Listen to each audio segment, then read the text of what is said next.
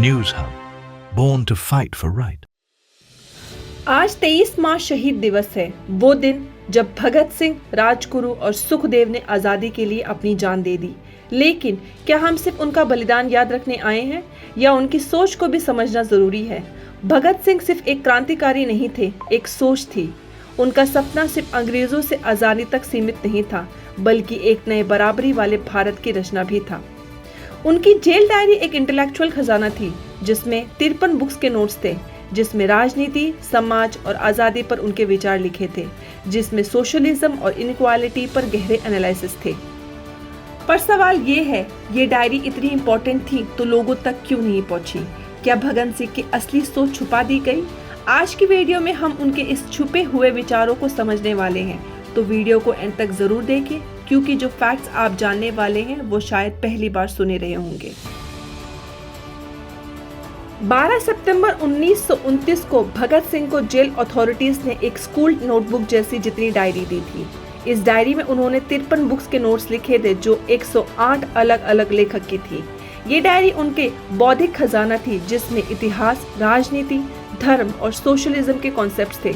पर सवाल ये उठता है कि ये डायरी लोगों तक क्यों नहीं पहुंची? 1968 में इतिहासकार जी डेवल को भगत सिंह के भाई कुलबीर सिंह ने असली कॉपी दिखाई थी। उसके बाद 1981 में रशियन स्कॉलर एलवी मित्रोकोव ने भी इसके बारे में लिखा, लेकिन इंडिया में इसको पब्लिश नहीं किया गया।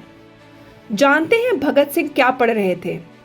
कार्ल मार्क्स कम्युनिज्म और कैपिटलिज्म को समझने के लिए, लेनिन रशियन रिवॉल्यूशन के इनसाइट्स के लिए, फ्रेडरिक एंगल्स सोशलिज्म और क्लास स्ट्रगल समझने के लिए, वहीं विक्टर हुगो जस्टिस और ऑपरेशन पर विचार समझने के लिए, फ्योदोर दोस्टोयेव्स्की इंसाफ और समाज का संबंध समझने के लिए, टैगोर जापानीज लोगों की पैसे कमाने की मेंटालिटी का एनालिसिस करने के लिए, Oscar Wilde and Whitman freedom और रिवॉल्यूशन के बारे में सोचने के लिए।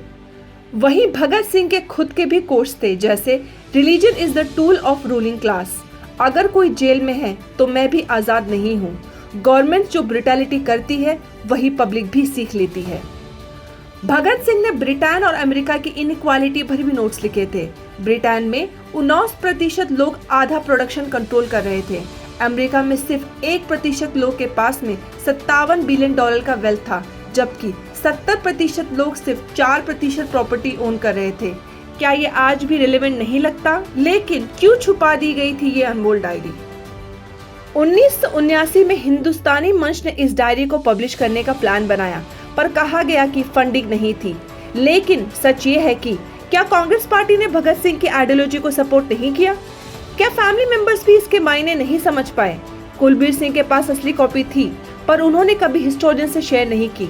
आखिर ऐसा क्यों? 1991 में फाइनली इंडियन बुक क्रॉनिकल ने डायरी के कुछ पार्ट्स पब्लिश किए। फिर 1994 में ये बुक फॉर्म में आई, लेकिन असली कॉपी तब भी छुपी रही। भगत सिंह सिर्फ एक क्रांतिकारी नहीं, बल्कि एक इंटेलेक्चुअल विजनरी भी थे। उनका सपना था कि एक जाति विहीन, कम्युनल फ्री और सोशलिस्ट इंडिया बनाने का। जेल डायरी के मुताबिक उनका मानना था कि पूंजीवाद और असमानता को खत्म करना चाहिए। क्या आज भी हमें उनके आइडियाज की जरूरत नहीं है? आज भी लिंचिंग, धार्मिक दंगे और गरीबी मौजूद है। भगत सिंह की लिखी एक लाइन आज भी रिलेवेंट है, जिस सोसाइटी में गरीबी और भूख है, वहां नैतिकता का कोई मतलब नहीं।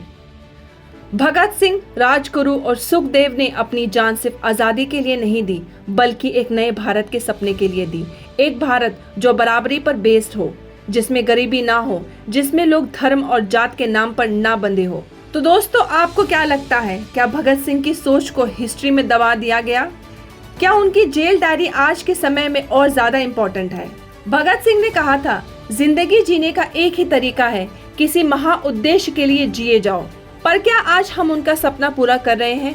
क्या आज भी सामाजिक असमानता, धार्मिक तनाव और अमीर गरीबी का फर्क नहीं है? क्या हम सिर्फ शहीद दिवस पर याद करने वाले हैं, या उनकी सोच को भी अपनी जिंदगी में लागू करेंगे?